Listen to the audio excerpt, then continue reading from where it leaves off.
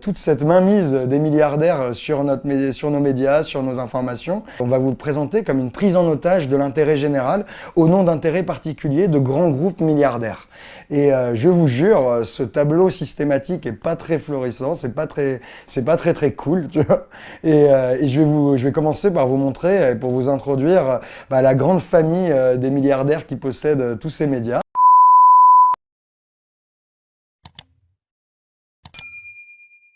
Là, on va vous faire un panorama du système structurel et de pourquoi est-ce que 10 milliardaires, une grande famille de 10 milliardaires, a la main mise sur, en fait, quasiment tous les titres de presse, de radio et de télé.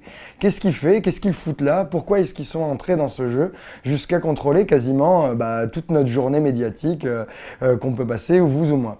Et pourquoi ils font ça? C'est pour gagner de l'influence. Et de l'influence, ça a une importance pour leurs clients ou pour leurs partenaires privés, mais surtout, ça a une importance pour l'État. Et donc, je vais vous expliquer comment est-ce que c'est tout à fait rationnel de la part de ces grands milliardaires de racheter tout notre paysage médiatique et de nous servir cette soupe indigeste tous les jours pour conserver de l'influence et avoir des leviers d'action sur l'État et les décideurs politiques. Toute cette mainmise des milliardaires sur nos médias, sur nos informations, on va vous le présenter comme une prise en otage de l'intérêt général au nom d'intérêts particuliers de grands groupes milliardaires.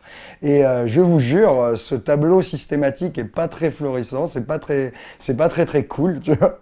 Et je vais commencer par vous montrer, pour vous introduire la grande famille des milliardaires qui possèdent tous ces médias. Et à la fin, on va essayer d'esquisser quelques pistes de sortie que nous autres citoyens on peut faire face à cette hégémonie des milliardaires sur nos vies. Donc je vais commencer par vous faire une petite liste, dresser un petit tableau de qui possède quoi, et vous allez voir qu'à la fin de cette liste, vous reconnaîtrez toutes les chaînes de télé privées de France, vous reconnaîtrez tous les grands quotidiens nationaux, Le Monde, Le Figaro, Libé, tout ça, énormément de presse quotidienne régionale, vous reconnaîtrez tous les magazines qui comptent, hebdomadaires, l'Express, Le Point, Le Nouvel Obs, et vous vous rendrez compte qu'à la fin, c'est 10 milliardaires qui possèdent vraiment toute l'information de France. Donc je vais commencer ma liste, accrochez-vous et faites attention, ça pique. Donc commençons par Bolloré. Donc Bolloré, vous voyez, France-Afrique, ami de Sarkozy, tout ça. Bolloré, il vient de racheter Canal via Vivendi. Et derrière Canal, il y a en plus iTélé, Direct 8, D17, Direct Matin, donc aussi des journaux, et Dailymotion, une plateforme internet. Donc il est un peu partout, c'est quand même déjà un bon gros poisson qui possède une des plus grandes chaînes privées françaises. Ensuite, il y a Drahi. Drahi, c'est le PDG de SFR Numéricable, et lui, il vient de racheter Libé. Et non content d'avoir Libé, il s'est dit qu'avoir un magazine, ce serait pas con. Donc il a l'Express, l'Expansion et quelques autres petits magazines qui gravitent, mais ça lui suffisait pas, donc il s'est dit qu'une chaîne de télé, ce serait bien. Et Double Crème, si c'est une chaîne d'info, donc en plus il a acheté BFM TV, et RMC pour avoir aussi un pied dans la radio. Donc vous voyez qu'il a un peu de tout, il a le portefeuille complet, presse, magazine, radio, télé. Ensuite, il y a le consortium de Le Monde, Le Nouvel Obs, Courrier International et Télérama. Donc ce consortium qui gravite autour du Monde et du Nouvel Obs, ça a été racheté par un trio de milliardaires et d'hommes d'affaires, qui sont le trio BNP, donc Pierre Berger, l'héritier d'Yves Saint-Laurent, machin, ami du PS, tout ça. Pierre Berger, il a aussi Tétu, en plus d'avoir acheté ce consortium. Le troisième du trio BNP, c'est Xavier Niel. Xavier Niel, c'est le PDG de Free, et lui aussi, non content d'avoir Le Monde et le Nouvel Obs, il s'est dit que quelques autres titres, ce serait bien, et il a Atlantico, Causeur et le Huffington Post. Donc lui aussi, il est sur la presse et la presse sur le web. Et le dernier, le P de BNP, c'est Mathieu Pigasse, un grand banquier d'affaires, pantouflard de Bercy, ex du cabinet de Fabius et de Strauss-Kahn. Et lui, en plus d'avoir Le Monde et le Nouvel Obs, il a Les Inrocks et Radio Nova. Donc c'est solide, c'est bien solide. Et voilà pour BNP qui possède Le Monde et le Nouvel Obs. Ensuite, il faut continuer avec les quotidiens, parce que là, on a eu Le Monde et Libé, il nous faut Le Figaro. Et qui a Le Figaro? C'est notre ami, moi c'est mon préféré, c'est le sénateur UMP, corrupteur notoire et mec sans gêne et sans honte dans les palais de l'Assemblée. C'est Serge Dassault. Et Serge Dassault, il a notre Figaro et une bonne dizaine de titres de presse quotidienne régionale, avec des gros tirages, et donc en fait il maîtrise l'essentiel de la presse quotidienne qu'on peut lire en province, et notamment les hebdomadaires qui sont en supplément de toute la presse quotidienne régionale. Donc Dassault, lui, son truc c'est les journaux, et les journaux de droite. Ensuite, il y a Bernard Arnault. Lui, c'est la première fortune de France, LVMH, Louis Vuitton, tout ça. Et lui, il s'est spécialisé dans la presse économique. Il a acheté Les Échos et quelques autres hebdomadaires économiques. Donc là, je ne sais pas si vous suivez, hein, mais Les Échos, Nouvelle Obs, L'Express, on commence à avoir pas mal d'hebdomadaires importants. Et en plus, il vient d'acheter Le Parisien aujourd'hui en France, qui est un des plus gros tirages de la presse quotidienne régionale. Donc il commence à vraiment prendre pied dans la presse aussi, bien qu'il vienne du luxe à la base. Ensuite, il ne faut pas oublier la télé. Il y a la télé de notre ami Bouygues. Donc Bouygues, il a acheté TF1 en 87. Il y a plusieurs chaînes de télé qui gravitent autour, dont la plus importante, c'est clairement LCI, puisque c'est une chaîne d'infos. Et donc là, je ne sais pas si vous suivez, on a déjà dit LCI, BFM et iTélé qui sont achetés par tous les milliardaires. Donc toute notre petite musique d'information, c'est eux qui la tiennent. Et donc Bouygues, il a TF1, LCI, et il vient d'acheter Eurosport aussi. Donc ça fait une bonne prise sur notre télé, c'est le leader, la chaîne leader privée, donc c'est important. Ah, ensuite, j'ai oublié, pour compléter tous les hebdomadaires de référence, il ne fallait pas oublier Le Point. On avait L'Express, le Nouvel Obs, il nous faut Le Point. Et qui a Le Point? C'est notre fantastique Pinault. François Pinault, c'est La Redoute, Le Luxe... et plusieurs autres, et du bois aussi, je crois, du bois et du papier. Et donc Pinault, il nous permet de compléter notre trio d'hebdomadaires. Et donc quand vous lisez un quotidien ou un hebdomadaire de référence, vous tombez dans notre club de 10 milliardaires. Donc voilà pour Pinault, et enfin, la liste ne serait pas complète et le tableau pas complet sans un des meilleurs de tous, Lagardère. Lagardère qui détient quelques magazines de merde, Elle, Paris Match. Il a le JDD, qui a pas un quotidien, un hebdomadaire, mais qui a une diffusion nationale. Il a aussi des radios qui comptent, comme Europe 1 et Virgin. Et il ne faut jamais oublier que derrière Lagardère, il y a aussi le groupe Hachette. Et le groupe Hachette, c'est absolument hégémonique dans l'édition. C'est-à-dire que quasiment n'importe quel livre que vous lisez, que ce soit le livre de poche, Fayard, Calment-Lévy ou Hachette, appartient en fait à Lagardère. Donc là, on voit que non seulement quasiment toutes les télévisions privées appartiennent à des milliardaires, toutes les chaînes d'information appartiennent à des milliardaires, tous les quotidiens nationaux, Le Monde, Le Figaro, Libé appartiennent à des milliardaires, quasiment toute la presse régionale, et les hebdomadaires habituels qui comptent, donc, et aussi quelques radios. Donc on voit que le panorama est complet et que nos 10 milliardaires contrôlent quasiment toute notre journée et toute l'information qui arrive à nos oreilles en une journée. Donc déjà là, on peut s'inquiéter légèrement. Et on peut s'inquiéter légèrement, d'autant plus que tous ces titres, en fait, ne font pas tellement de bénéfices. Il y a même, la presse est tellement en difficulté que la plupart de ces titres font des pertes régulières, enregistrent des pertes régulières, et notamment le Figaro. Donc là, il y a 10 milliardaires qui possèdent tous nos médias et qui font pas d'argent avec. Donc bon, ça sent pas très bon parce qu'a priori, ces Gugus, ils préfèrent faire de l'argent que rendre service aux citoyens. Donc on peut un peu s'inquiéter de qu'est-ce qu'ils foutent dans des secteurs économiques qui leur rapportent que dalle et qui, pourtant, ils n'arrêtent pas d'augmenter leur participation petit à petit, ils rachètent les titres. Donc moi, j'ai envie de vous dire que s'ils font ça, c'est parce qu'il y a un acteur économique important dans chaque secteur d'activité originelle de tous ces milliardaires, c'est l'État. L'État, il a un pouvoir ou de commande ou de régulation très important sur chacun des secteurs d'activité de ces milliardaires.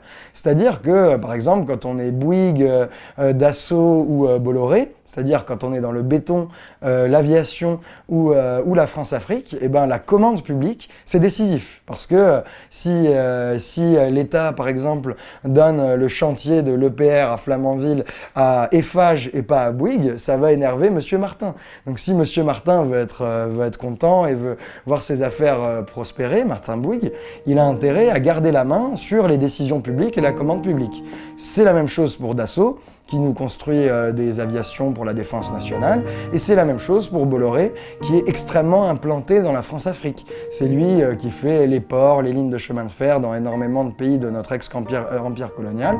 Et donc, non seulement il doit avoir dans ses petits papiers les dirigeants africains, et avoir dans ses petits papiers les dirigeants de l'État français. Donc on voit que via la commande publique, l'État est un acteur majeur pour chacun de ces milliardaires. Ouh, j'ai failli oublier Lagardère. Lagardère, il vient de vendre ses participations dans EADS DS Airbus, et donc juste avant ça, il était exactement au même niveau que notre ami Martin, très impliqué dans la commande publique et la défense nationale via l'aviation. Donc voilà un volet d'intérêt à l'État et de nécessité de l'État dans chacun des groupes industriels de tous ces milliardaires, c'est la commande publique. L'autre pan très important qui intéresse tous les autres, c'est la régulation. Parce que vous voyez bien que quand on est dans le luxe, comme Pierre Berger, Pinault et Bernard Arnault, quand on est dans le luxe, si, comme vous avez peut-être entendu là récemment avec la crise économique et la nécessité de trouver des financements, quand on est dans le luxe, si l'État vote tout d'un coup une taxe sur les produits de luxe, une taxe qui serait d'ailleurs vraiment bienvenue, une taxe qui, je sais pas, rajouterait 20% de prix dès qu'on achète Hermès ou Vuitton, etc. Ben, évidemment, nos petits milliardaires pleureraient. Si on enlevait la décote de TVA pour les clients étrangers chinois qui garnissent les Galeries Lafayette de Paris, si on enlève cette décote de TVA, pareil, leur vente s'écroulerait, enfin en tout cas diminuerait. Et donc c'est important, même pour le luxe, de garder prise sur le pouvoir de régulation que constitue l'État. Parce que si l'État se met à servir l'intérêt général et à aller chercher l'argent là où il est, nos pauvres milliardaires du luxe seraient bien embarrassés. Donc ils ont intérêt à tenir l'État pour son pouvoir de régulation.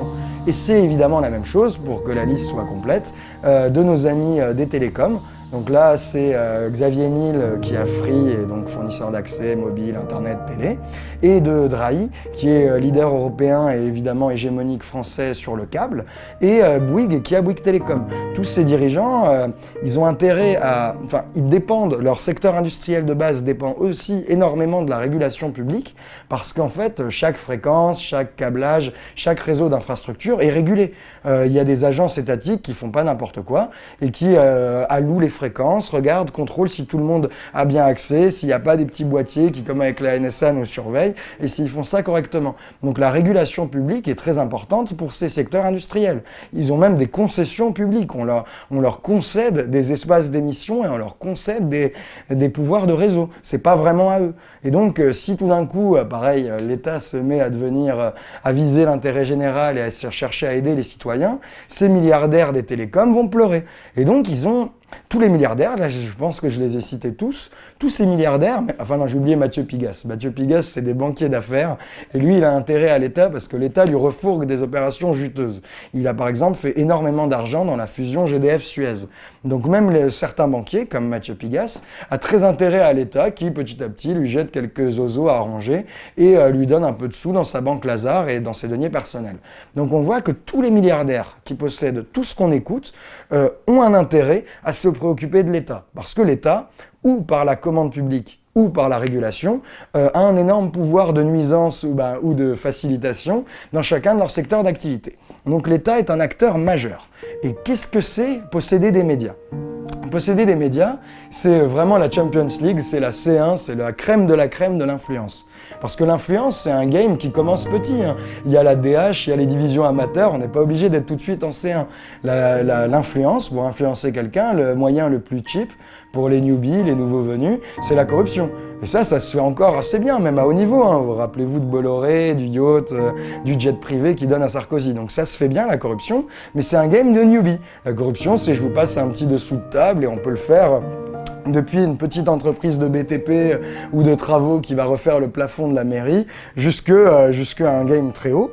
Mais pour nos milliardaires, la corruption, ça va pas permettre de tenir tout l'État, puisqu'il faudrait corrompre chaque décideur individuellement. Vous imaginez le portefeuille qu'il faudrait et tous les réseaux qu'il faudrait pour corrompre tout ce monde-là. Donc ça suffit pas pour le niveau auquel se situe leur game et leurs intérêts. Donc c'est clairement pas des joueurs de district ou de PH, ça nous concerne pas, nous on parle de Champions League. Donc vous voyez, pour le premier niveau d'influence, la corruption, il y en a un deuxième qui est pas mal, et ça c'est déjà vraiment très solide, c'est quand on est un peu plus gros acteur que simplement une entreprise qui corrompt, c'est le lobbying. Et le lobbying, il y a certains aspects du lobbying qui s'apparentent à de la corruption. C'est-à-dire on paye un dîner, on offre des cigares, des petits cadeaux avec des petits sacs pour la femme, etc. Et donc on peut corrompre avec le lobbying. Mais il y a un autre aspect du lobbying, et c'est la même chose que l'influence par les médias, mais à un niveau plus faible, c'est d'influencer en produisant des données, en produisant des données, en faisant des brochures, en expliquant que tel produit est mieux qu'un autre, en cherchant à faire valoir des intérêts d'une profession, en disant en faisant une étude économique d'impact, en disant que non, c'est impossible de réguler le marché du luxe parce que tout d'un coup, toutes les tanneries de Haute-Savoie s'effondreraient, machin.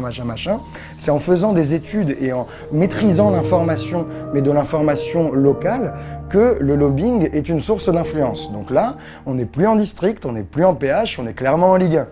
C'est déjà très solide d'avoir des bons cabinets de lobbying avec des bons réseaux de décideurs et peut-être des publications. Certains cabinets de lobbying ont des magazines adossés à eux pour vraiment vendre de l'information et avoir un pouvoir d'influence via l'information. Donc très clairement, les cabinets de lobbying, c'est de la Ligue 1.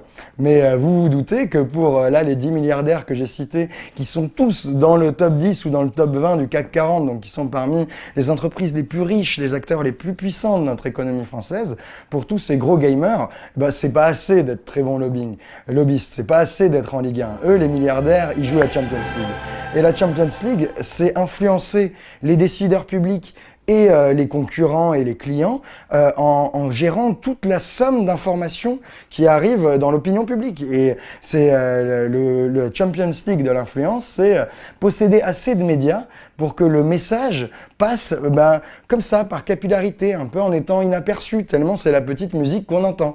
Donc vous pouvez penser que là j'exagère, que c'est un peu paranoïaque de penser que tout ce que vont dire les médias, chaque chaîne de rédaction, ça n'a pas eu d'influence directe sur les décideurs. Je suis obligé de vous dire que, en fait, quand même, parce que qu'est-ce qui se passe, qu'est-ce que font les médias? Les médias, c'est les principaux commanditaires de sondages politiques. C'est eux qui commandent des sondages politiques. Et qu'est-ce que c'est un sondage politique pour un décideur politique? Donc, rappelez-vous, le décideur politique, c'est la cible. Hein. C'est celui que les milliardaires doivent influencer, parce que si le décideur politique est avec eux, ils auront ou de la commande publique ou une régulation favorable. Et donc, rappelez-vous que les sondages politiques, c'est la carotte, c'est les faiseurs de rois, c'est le truc le plus croustillant dans la vie d'un homme politique. Parce que un sondage politique, ça permet d'amener l'opinion et d'éduquer, de préparer l'opinion à la montée d'un homme politique. Vous voyez, par exemple, que dans les sondages Ipsos, Le Parisien, LCI, Le Monde, je sais pas quoi, dans ces sondages, ils peuvent tester quels sont les présidentiables possibles. Et selon que dans le panel d'hommes politiques testés, ils incluent, je sais pas, Philippot ou Jean-Vincent Placé, quand on a une carrière aux dents longues et quand on est un politicien aussi véreux, si on se fait tester dans un sondage, ça peut être le début d'une vague médiatique et d'un élan qui les apportera jusqu'à une candidature. Donc le sondage, comme c'est la clé de la prophétie autoréalisatrice qui fait que tout d'un coup un candidat commence à être en tête et donc devient le mieux placé pour battre la droite ou pour je sais pas quelle autre fiction, tout d'un coup grâce au sondage, le candidat va devenir de plus en plus crédible et donc de plus en plus en position d'être élu et d'être choisi. Et donc les médias, comme ils contrôlent les instituts de sondage, puisque c'est eux qui commandent la plupart des sondages politiques, l'écrasante majorité, comme c'est eux qui contrôlent les sondages politiques, ils tiennent quasiment par la carotte et par le bâton tous nos décideurs politiques, en tout cas tous ceux qui sont d'un niveau important. La carotte, c'est si vous êtes bien, on va vous tester, on va vous promouvoir et vous allez avoir un traitement médiatique favorable, c'est-à-dire vos photos vont être jolies, on va pas vous présenter comme ça, méchant, comme ils font avec Mélenchon, il se plaint tout le temps, comme ils font avec lui dans l'IB, ça l'énerve à mort. Et donc vous allez avoir une présentation favorable et les sondages vont petit à petit construire votre candidature. Donc ça marche à la carotte et c'est aussi le bâton, le sondage. Parce que pareil, un sondage peut vous flinguer. Tout d'un coup, on peut se rendre compte que, je sais pas, Juppé est le candidat le mieux placé à droite pour battre François Hollande. Ou que Fillon, en fait, est la solution face à Sarkozy.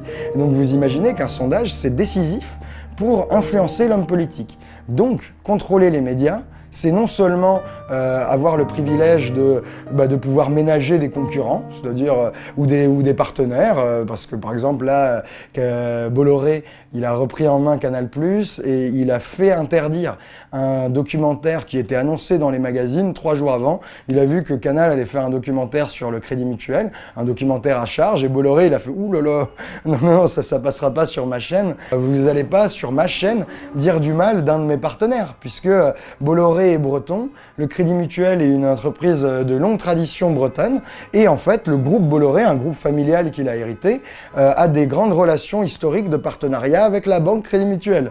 Donc quand vous contrôlez les médias, vous pouvez avoir de l'influence sur vos clients, vos partenaires ou de l'influence négative sur vos concurrents. Donc c'est tout bénef d'un point de vue privé et industriel. Et surtout, ça vous verrouille, ça vous assure un partenariat donnant-donnant avec les politiques qui ont l'État et qui du coup ont le pouvoir ou d'augmenter votre carnet de commandes par la commande publique, ou le pouvoir de vous nuire ou de vous arranger par la régulation. Donc vous voyez que la Champions League de l'influence explique, et tous ces enjeux et cette nécessité d'avoir main sur l'État explique pourquoi est-ce que des milliardaires, et les 10 plus gros milliardaires de France quasiment, investissent dans les médias jusqu'à contrôler à perte toutes les informations que vous pouvez entendre chaque jour. Donc je suis d'accord, le tableau est alarmiste et la situation n'est pas bonne et je vais encore l'aggraver un peu parce que ce qu'il y a d'extrêmement grave là-dedans, c'est qu'évidemment, ce niveau de concentration, ce niveau de dépendance d'une mission d'information d'intérêt général qui devient gangréné dans la main, prise en otage par des intérêts privés, ce niveau de dépendance de l'information face à des intérêts privés de milliardaires, il contrevient à énormément de principes, ça va sans dire. C'est extrêmement peu démocratique. Et c'est pas une nouveauté que de le dire, ça existe dans la Déclaration universelle des droits de l'homme, même dans celle de 89. Ça a été rappelé par le Conseil national de la résistance dans des ordonnances en 44, que la concentration médiatique était une menace gravissime pour la démocratie. Ça a été rappelé d'une manière détournée dans le préambule de la Constitution de la 4e République, donc quelque chose qui fait toujours force de loi maintenant, et ça a été rappelé dans la Déclaration européenne des droits de l'homme. Donc vous vous doutez que là, on est dans une situation qui, si l'État faisait comme ses missions l'amènent à faire, faisait comme il a toujours dit qu'il était, si vraiment l'État était démocratique, des agences de contrôle auraient agi. Le CSA, l'autorité de la concurrence ou la société de régulation des fréquences et des télécommunications, chacune de ces 3 agences de contrôle a dans ses missions de lutter pour l'indépendance de la presse, de lutter pour le pluralisme, de faire attention aux concentrations. Mais aucune de ces agences d'État n'a agi, personne n'a rien dit. Aucun politique n'a essayé, comme ils ont essayé un tout petit peu en 84, aucun politique n'a essayé de faire passer une loi pour assurer l'indépendance de la presse. Non, rien du tout. Un peu comme ça, systématiquement, comme si une chape de plomb s'abattait sur les esprits de nos autorités de régulation et de nos décideurs. Cette chape de plomb empêche tout le monde de réguler. Et donc, comme il n'y a aucune régulation, on voit que le pouvoir et que l'influence de certains intérêts privés de milliardaires sur des missions d'intérêt général et sur une mission d'information nécessaire pour notre vie démocratique et vie civique, on voit que cette prise des intérêts privés sur notre intérêt général est colossale, puisque personne n'a rien fait, alors même que c'est dans la mission des autorités de régulation et que c'est dans les principes auxquels sont censés tenir tous nos politiques qui n'arrêtent pas de nous chanter les mérites de notre presse libre et de la démocratie française et de critiquer la propagande de Poutine, les systèmes médiatiques verrouillés en Chine, et tac. Personne n'a rien fait. Donc vous voyez que c'est assez grave. Et c'est tellement grave que, en contrôlant tous les médias, que ce soit la presse, la radio, la télé, encore une fois, je répète, en contrôlant tous les médias, les milliardaires ont une prise directe sur ce qui va être la vérité, ce qui va devenir réaliste, pragmatique, puisque c'est eux qui nous font la petite musique de comment est le monde. On peut pas changer le monde comme ça. C'est eux qui nous disent le monde à longueur de journée, à longueur de dépêche et à longueur de journal cyclique sur iTélé, BFM TV ou LCI. Donc en nous disant ce qu'est la vérité du monde, ils contraignent l'horizon mental de tous les citoyens. C'est une manipulation très insidieuse mais décisive, puisque c'est eux qui vont avoir le monopole du vrai, du réaliste, du pragmatique. Donc ça, c'est une première énorme menace sur notre vie démocratique et nos intérêts de citoyens. Et il y en a une autre que vous pouvez pressentir vu tout ce que j'ai raconté. L'autre menace, c'est la prise et le contrôle sur notre tempo de vie démocratique. Les mecs dans les médias, en contrôlant les médias, ils peuvent, comme ils nous font là, entretenir une fausse opposition droite-gauche. Ils peuvent continuer à faire des débats contradictoires, le clash entre UMP et PS qui disent exactement la même chose, qui appliquent exactement le même programme économique, mais dans les salles de rédaction, évidemment, ils vont présenter ça comme un duel, reprendre en tweet des phrases chocs qui sont censées être adverses, et donc entretenir ce système démocratique verrouillé, complètement vermoulu et vendu, qui nuit aux citoyens.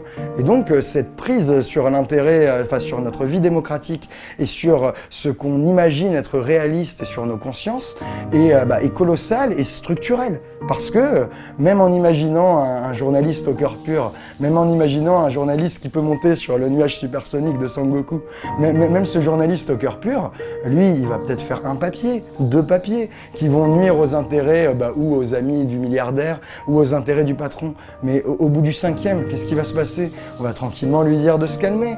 Son chef de rédaction va lui dire « Ah bah non, il faut que tu t'arrêtes mon gars, sinon on va te placardiser et tu n'auras plus de sujet. » Donc quand bien même on imagine des forces de rappel, des gens, et il y en a beaucoup, des journalistes qui veulent bien faire leur métier, qui veulent dénoncer les collusions, cette main basse énorme des milliardaires sur notre conscience à nous autres de citoyens, même si on imagine des journalistes au cœur pur qui voudraient faire leur mission d'intérêt général comme il faut, eux, ils tiendraient pas longtemps. Et comme ça, comme par magie, on va les voir remplacés par des clones, par des journalistes qui, comme vous le savez très bien, ne font pas leur travail, entretiennent des fausses oppositions et donc empirent notre vie à nous tous parce que ça éloigne de toute possibilité de changement. Donc vous voyez que cette emprise structurelle des milliardaires sur les médias pour maîtriser et s'assurer de la bonne marge de l'État selon leurs propres intérêts privés et particuliers de milliardaires, toute cette structure qui empêche et gangrène notre vie démocratique, elle n'est pas prête de changer. Elle est tellement pas prête de changer que les politiciens ont l'air de tout à fait s'y accommoder et que personne ne veut lutter contre ça. Donc nous, qu'est-ce qu'il nous reste à faire, nous autres citoyens? Nous, on a quasiment qu'à se démerder nous-mêmes. Franchement, je vous le dis, nous on fait une chaîne YouTube, on essaie de faire ce qu'on peut, mais il nous reste qu'à nous démerder. Aller regarder la presse indépendante sur Internet. Mediapart, sans Mediapart, cette vidéo aurait été infiniment compliquée. Abonnez-vous à Mediapart s'il vous reste un peu de sous, vraiment. Allez voir la presse indépendante sur Internet. Allez voir tous les copains de Bastamag, de Fakir. Il y a plein de petits journaux, il y a plein de petites chaînes YouTube géniales qui rendent visible de l'information que les médias nous cachent et que les médias s'arrangent bien au nom des intérêts de leurs patrons pour qu'on ne retrouve jamais. Donc débrouillons-nous ensemble, serrons-nous les coudes, il faut qu'on s'abonne les uns les autres, qu'on se fasse croquer, qu'on n'hésite pas à se saucer, parce que si nous autres citoyens, on fait pas notre boulot avec nos petits moyens et on se démerde pas nous-mêmes, ça changera jamais et les milliardaires continueront à contrôler nos médias et nos opinions pour tenir comme ça, comme par partenariat, les politiques qui seront tout contents de laisser faire les milliardaires et le système tournera à vide. Donc démerdons-nous, luttons comme on peut et j'espère qu'on se reverra pour continuer à essayer d'enfoncer des portes sur le nez de nos dirigeants qui sont tout ravis de vendre nos consciences à des milliardaires qui n'en demandaient pas tant. Merci de m'avoir écouté et à bientôt.